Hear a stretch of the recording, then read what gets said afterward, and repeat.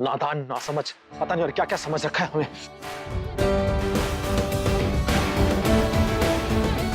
मैंने कुछ नहीं समझ रखा, मैं बस नाटक कर रही थी ताकि सबको लगे कि हम सच में पति पत्नी हैं। पहले आप बोलती नहीं थी, चुप रहती थी, आप बोलती है तो बोलते ही जाते हैं। सुना आपने ना, जब चिड़िया के नए नए पंख आते हैं ना तो उसे उड़ना नहीं चाहिए। अगर वो गलती से गिर गई उसके बाद उड़ने लायक नहीं बचेगी। रौनक जी, क्या एक रिक्वेस्ट कर सकती हूँ आपसे? अभी कुछ और भी करना है, कीजिए। जब हमारी डील पूरी हो और मैं यहाँ से चली जाऊँ ना, तो आप प्लीज ऐसा कुछ भी मत कीजिए जो माँ जी को अच्छा ना लगे। आप ही सोचिए ना, वो यहाँ पर बिना सोए आपको अपने हाथों से खाना खिलाने के लिए आपका इंतजार करती रहे और आप कहीं और बिना उनके बारे में सोचे अपने हाथों से बोतल ही ना छोड़े। ऐसे में क्या बीतेगी उन पर? बस हो गया, ये मॉरल साइंस का लेक्चर हमें मत चिपकाइए आप। मैं तो क्या एडवाइस दे रही थी, रिक्वेस्ट कर रही थी। अब ना ही हमारी दोस्त है, ना बीवी है, ना गार्जियन है। और शुभ चिंतक बनने की कोशिश मत कीजिए आप। जिस काम की लाई हो उसमें दिमाग लगाइए और चलते बनिए। मैं भी ये नाटक इसीलिए कर रही हूँ ताकि सर जी की सच्चाई जल्द से जल्द माँ के सामने आ जाए और उसी बीच आप मेरी मदद करें मेरी मम्मा को ढूंढने में। जैसे ही मम्मा मिल जाएगी मैं यहाँ से चली जाऊंगी। तब तक ये ड्रामा करना पड़ेगा। कौन से ड्रामे की बातें हो रही हैं भाई?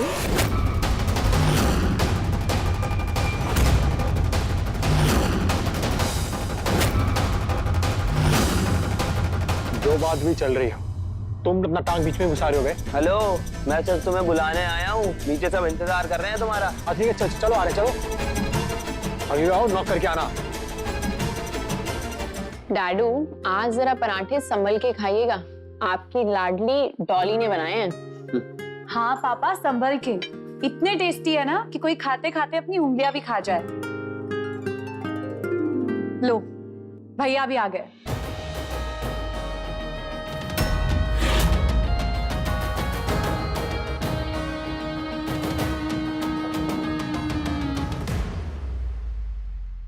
अरे भाभी,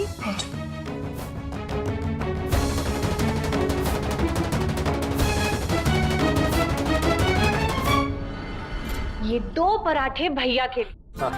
और ये छोटा सा पराठा भाभी के लिए। भैया कैसा लगा बताओ ना, फ्रॉम डॉली का ढाबा। और ये काम करते हैं, चल मिलकर ढाबा खोलते हैं। इस बहाने एक अच्छा बिजनेस स्टार्ट करेंगे, नेक बिजनेस। हाँ, तुम्हें पापा का कंस्ट्रक्शन बिजनेस क्यों अच्छा लगेगा? वैसे भी वहाँ बातें होती हैं घर बनाने की, और तुमने तो शादी ही घर तोड़ने के लिए की है।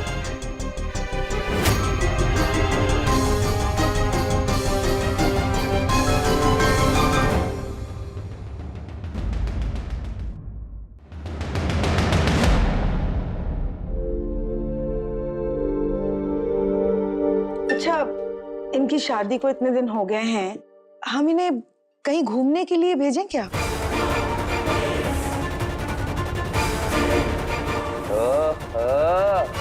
हनीमून।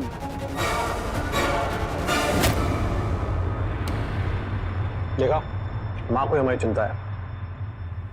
हम जानते हैं कि माँ के बाद सिंह साहब भी चाहेंगे कि हम कहीं बाहर जाएं। क्यों सिंह साहब? मतलब उनका बेटा, उनकी बहू हनीमून पे जाएं। क्यों सिंह साहब? सब जानना चाहते हैं, बताइए ना, कहाँ भेजेंगे आप हमें? स्विट्जरलैंड, इंग्लैंड, पेरिस, जो कोई भी लैंड बताइए, हम वहाँ लैंड कर जाएंगे। हनीमून वनीमून बाद में जाना, पहले एक दूसरे को जानो पहचानो राम जी की कृपा से। अरे बुआ जी, समझने के लिए हनीमून पे जाना पड़ता है, राम जी की कृपा से। बिल्कुल सही कह रहे हो तुम लोग डिसाइड करो कहाँ जाना है, हम टिकट करवा देंगे।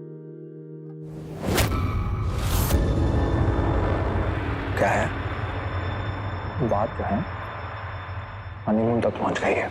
इससे पहले कि नकली बहू असली बन जाए, माँ को सब कुछ बता दीजिए। बचुआ, अगर वो तुम्हारी माँ है तो वो हमारी पत्नी भी है। जितना आप उनसे प्यार करते हैं उससे कहीं ज्यादा मैं उनसे प्यार करता हूँ।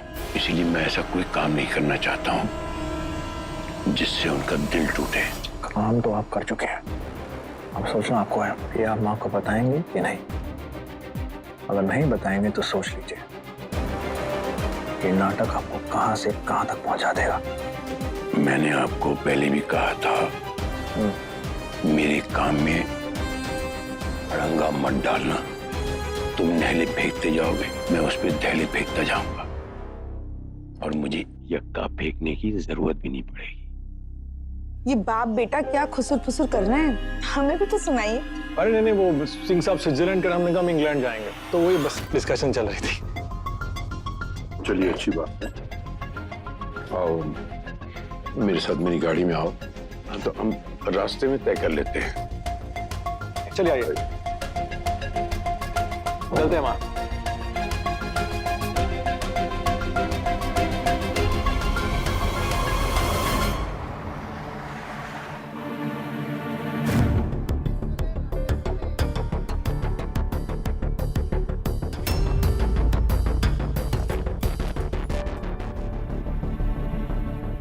आज तो स्वयं भगवान पधारे हैं मेरी बोनी कराने के लिए।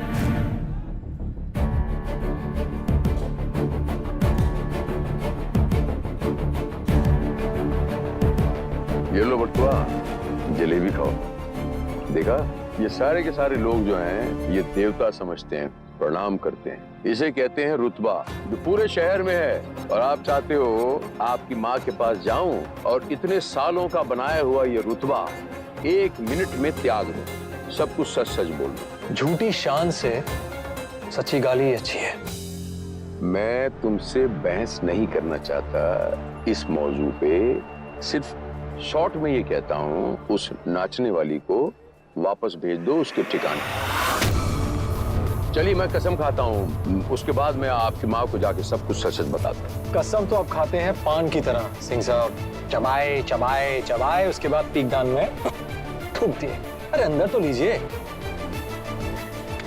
ओ दादा। हाँ हाँ भैया ला रहा हूँ।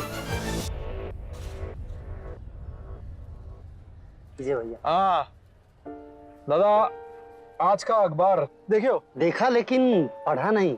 आज एक बहुत खास खबर छपी है। हाँ, एक बहुत ही निहायत ही शरीफ आदमी के बारे में जो दुनिया के सामने देवता बनता है लेकिन पीछे से कोठे जलाता है, लड़कियों को मजबूर करता है नाचने पर और उन्हीं के पैसे से फिर घर की तिजोरी भरता है। क्या बात कर रहे हो भाई? हाँ। बताइए तो, आजकल लोग ऐसे मुखौटे पहनकर कितना लोग घूम रहे हैं, और ऐसे रावण को काल कोठरी में बंद कर देना चाहिए। बिल्कुल सही बोला, क्योंकि अंधेरे में कोई नकली चेहरा नहीं पहचान सकता। चलो ओके। आपके भक्त लोगों के विचार देखिए, कमाल के हैं। खैर सिंह साहब, अभी भी वक्त है, जाके सच हमारी देवी समान माँ को बोल दीजिए, कहीं देर ना हो जाए। आप सोचिए और ये गर्मा गर्म जलेबी खाइए, तब तक हम जलेबी का मजा जो है वो गर्मा गर्म दूध के साथ आता है, हम दूध लेकर आते हैं।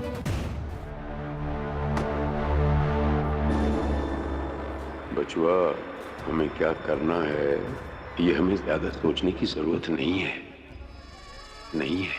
खिलाड़ियों का मैदान में उतरने का समय हो गया है। जाओ जाके पैकिंग कर लो। माँ, आप कब से कह रही हो पैकिंग करा दो, पैकिंग करा दो। ऐसे कैसे पैकिंग करा दो? हनीमून के लिए हनीमून वाले कपड़े भी तो होने चाहिए ना मुस्कान के पास। अब भैया तो कपड़े दिलाने से रहे, तो मैं ही आपको शॉपिंग करा देती हूँ। हाँ हाँ बिल्कुल, मेरा क्रेडिट कार्ड ले जाओ, मेरे कमरे में ड्रेसिंग टेबल के पास रखा है, शॉपिंग करा ला बहू को। ठीक है, आओ चलो।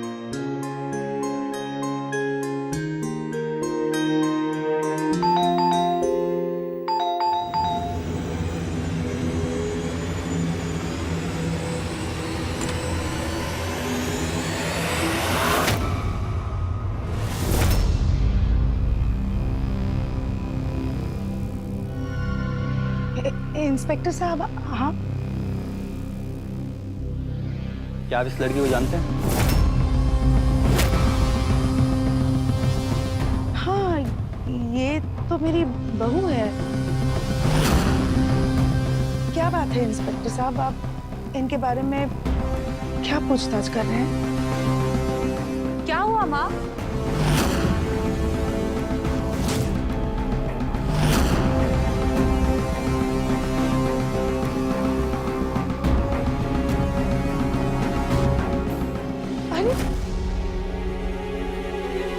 वैसे क्या क्या गायब हुआ है आप लोगों के घर से?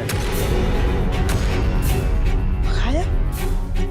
आप क्या कह रहे हैं इंस्पेक्टर साहब? वही जो आप लोग समझ नहीं रहे और अभी तक समझ भी नहीं पाए कि इस मासूम चेहरे के पीछे एक धोखेबाज चेहरा छुपा हुआ है।